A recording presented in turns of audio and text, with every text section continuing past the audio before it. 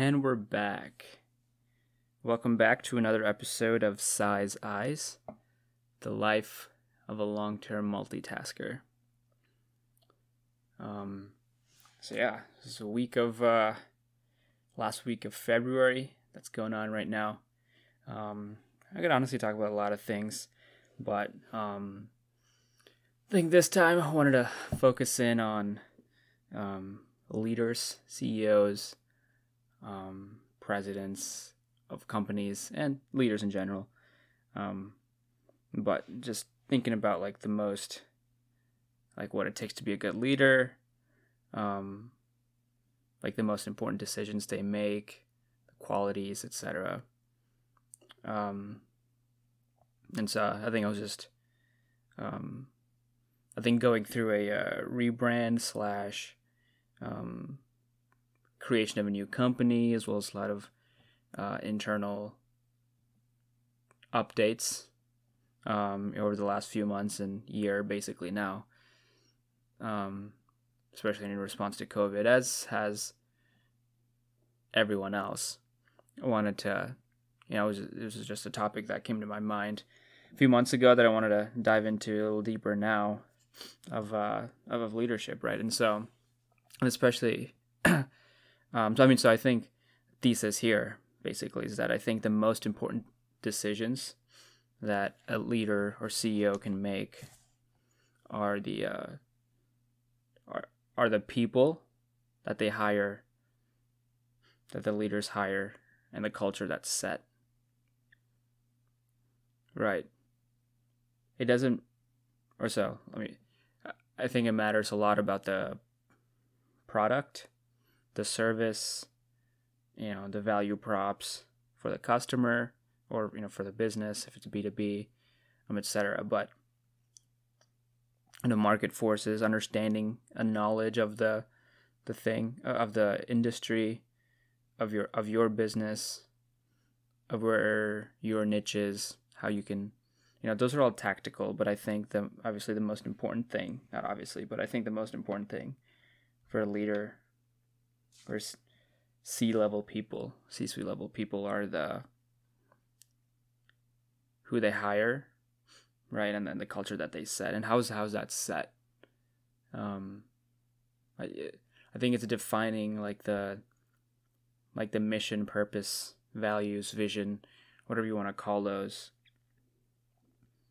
We were going through an exercise of the VTO that's laid out in Traction, the book by Gino Wickman.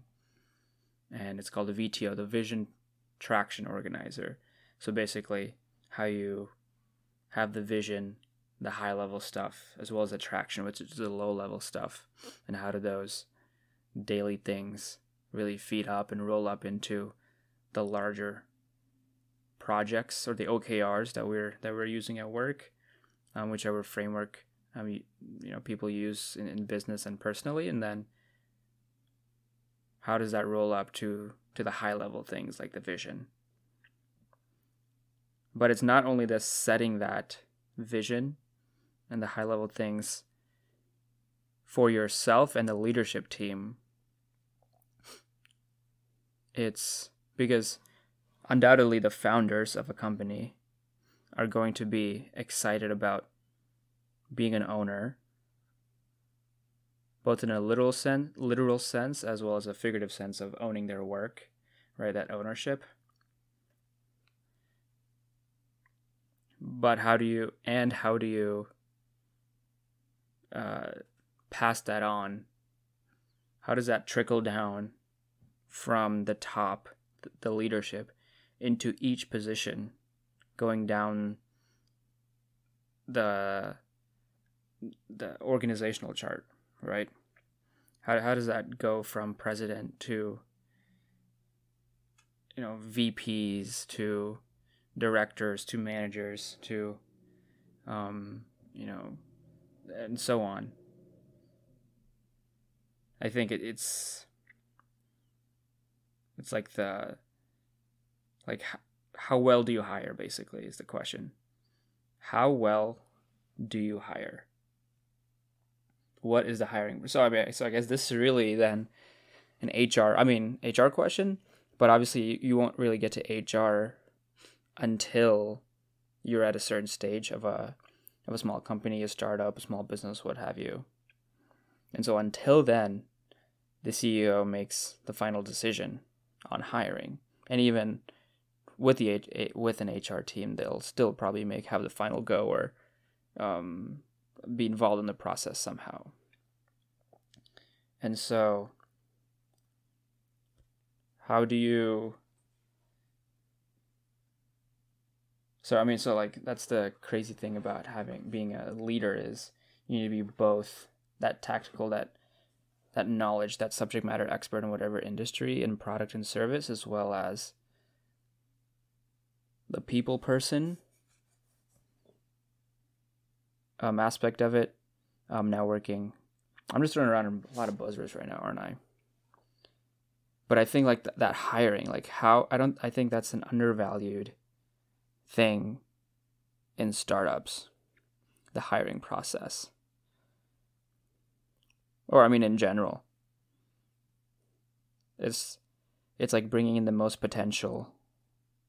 How do you bring in the people with the most potential, who have the right character, the right values, who are not only a culture fit, but a culture add to the values, to the vision, and bringing in someone with the same enthusiasm as the leaders, the founders, let's say, who have bought into vision. How do you bring someone in that has the same level of buy-in to that vision, right? When the leaders make their vision statements, they have a certain amount of enthusiasm, excitement. But then how do you transfer that? How does the employee you just hired 2 years in, 3, 4, 5 years in, how did they have the same... How do you make sure that they have the same level of enthusiasm and excitement as you do, as the owners, right? That's the big question. Because if they have the same emotional buy-in, then everything else will follow. They'll put the effort in. They'll do everything and anything it takes to get the job done, to exceed expectations, to be a great team player, to point out accountability, points of accountability for themselves and for each other, because as a leader, you know that they're bought in, and so you know that they have the right intention. So it really comes back to like intention. How do you find that intention in the hiring process? And especially when the hiring process is only maybe 1 or 2 people initially when you're starting out. So I think that's a place where I can do more research in, more talking obviously co-founders where I'm at, but then also reaching out to other founders, see how they approached it, read more articles or books on starting out, and how best way to go about hiring the other team members of the leadership team, or the first few hires, because those are going to be the most important. Since it's the most pivotal time at the beginning of the company, those first couple of hires are going to be the most important time and most important to get right for the business to succeed, or for the venture to succeed. And so, I read Mahavakya Leadership last year, and that was a great book.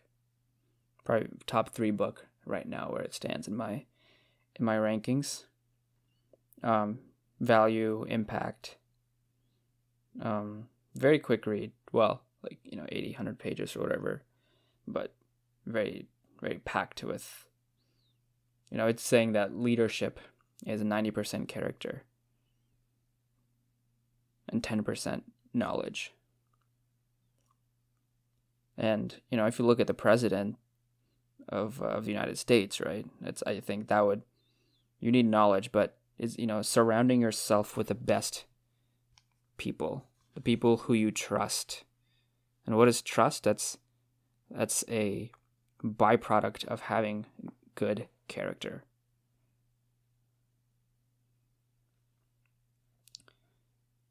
And so essentially the question then is, how do you hire people who have the highest character? How do you find that in an interview process? How do you find that in an interview process? Right? So like personally, I'm not really sold on the current interview process that companies take right now, that companies have. Because it's all sit down. It's all a facade. That it's a game that the interviewee plays. And the person who plays the game the best usually gets the job. Of course, there's, they have qualifications. Obviously there's reasons why they've hired them, but it's not a definitive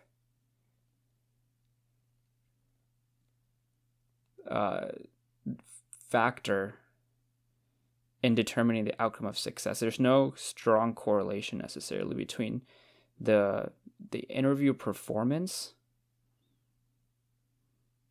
and the results of the employee's work and the performance of the work, performance of the employee. And so I don't have any stats to back that up right now, but I think it's just from a sixth sense / like just thinking about it, like that process can be improved. Of course, there's like guidelines and stuff that we've talked to HiredBrain about, and there's obviously HR compliance issues that are there. But how can you, honestly, like, do I try to revolutionize this HR industry? It's partly outdated, I'd say, and bring in some new ideas. But like, do we? Because in a business situation, there's going to be stress, there's going to be pressure, there's going to be deadlines. There's some of that in an interview process, but it's artificial. And then, but the main thing is collaboration. At a workplace, there's going to be collaboration every day. How do you have that interview process that's not already there? I mean, there's like group interviews, like group dinners. Then there's a case study to know the technical knowledge. But the character. And then, so when you ask like the experiential questions, right, about, tell me about a time when this happened. You're purely relying on their narrative, their story. And you'll have to believe them. Now, how accurate is the story? You may never know. Until maybe sometimes it's too late. And that's the values and the character that they represented in the interview shows up again, or shows up as what it really was down the line when they actually have the job. So you'll be able to validate in months, or weeks, months, years time, but you're not able. There's no 100% necessarily correlation. And so, how do you find that character in a hiring process? I don't think there's enough emphasis on that, and not just in a storytelling way, because I think great storytellers can be great interviewers, but the people who have the best character, with a little bit of, subject matter knowledge,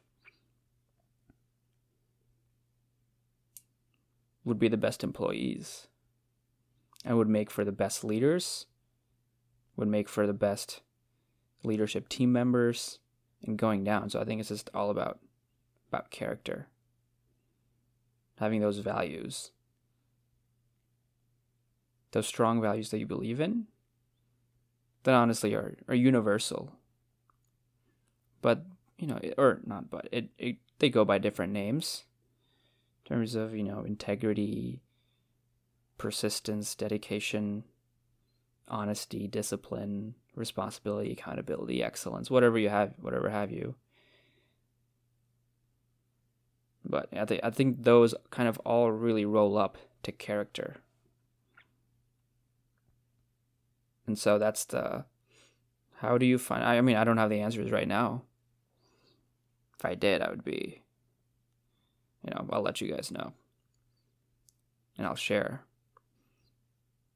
But I think that's something to think about. Like, when I'm in a hiring position, when I'm the hiring manager for a position, how will I actively, proactively seek out the candidate's character?